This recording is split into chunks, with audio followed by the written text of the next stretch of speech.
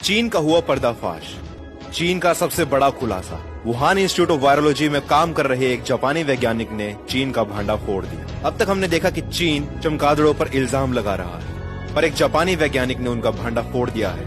उन्होंने कहा कि कोरोना कोई चमगादड़ की देन नहीं है, न ही कोई प्राकृतिक देन है, इसे बनाया गया है और इस बात का उन्होंने दावा भी किया है। इस वायरस को चीन की वुहान इंस्टीट्यूट ऑफ वायरोलॉजी में काम कर रहे लैब अटेंडेंट्स ने बनाया है और दुनिया में फैलाया गया है।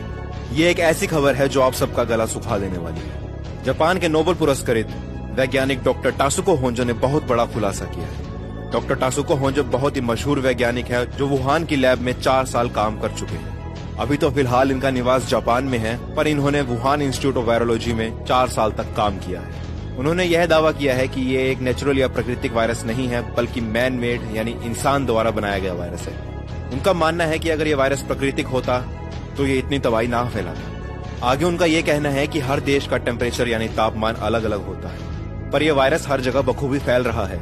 चाहे उसके वातावरण का तापमान जैसा भी हो, जगह ठंडी हो या गर्म, ये उतना ही फैल रहा है। अगर ये प्राकृतिक वायरस होता तो गर्म जगहों पर नष्ट हो जाता, पर ऐसा नहीं हो रहा। इससे साफ साफ ये साबित हो रहा है कि ये जेनेटिकली मेड वायरस है, ये कोई प्राकृतिक वायरस नहीं है। डॉक्टर टासुको होंजो ने 40 साल जीव जंतुओं पर रिसर्च करी है और इससे पहले उन्होंने ऐसा कुछ भी नहीं देखा। प्रोफेसर के दावा करने की एक वजह और भी है। प्रोफेसर ने लगभग 4 साल वहां पर काम किया है, जिससे वो वहां के सभी स्टाफ को जानते हैं, सभी लैब असिस्टेंट को जानते हैं, सभी साइंटिस्ट को जानते हैं। पर जब ये प्रकोप फैला तो इसके बाद उन्होंने वहां पर संपर्क करने की कोशिश की, इतने कॉल्स किए, पर उन्होंने कोई भी जवाब नहीं दिया। सबके फोन नंबर बंद आ रहे थे। ऐसा लग रहा था कि सभी लैब टेक्नीशियंस की मौत हो चुकी है।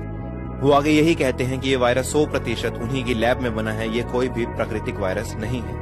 टासुको होंजो को यह भी कहना है कि वो इतना दावा कर सकते हैं कि अगर उनकी ये बात झूठ निकली तो उनका नोबेल पुरस्कार उनसे वापस ले लिया जाए। एक आदमी इतने दावे से बोल रहा है, अपना नोबेल पुरस्कार वापस देने का दावा कर रहा है, तो वो झूठ तो नहीं बोलेगा दोस्तों।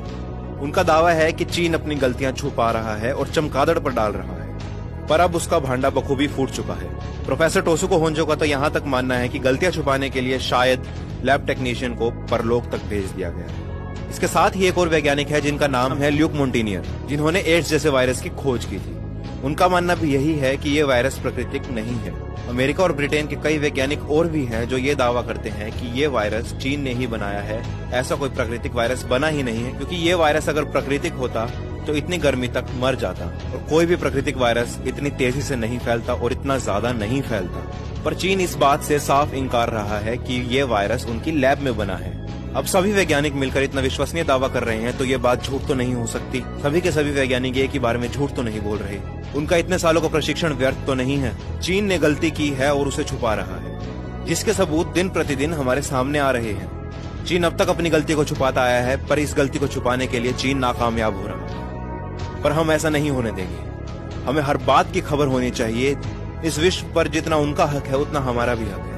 जैसे ही मुझे और कोई खबर पता चलती है मैं आपके सामने जरूर लेकर आऊंगा। आपका इस बारे में क्या कहना, नीचे कमेंट सेक्शन में जरूर बताइएगा। तब तक के लिए धन्यवाद।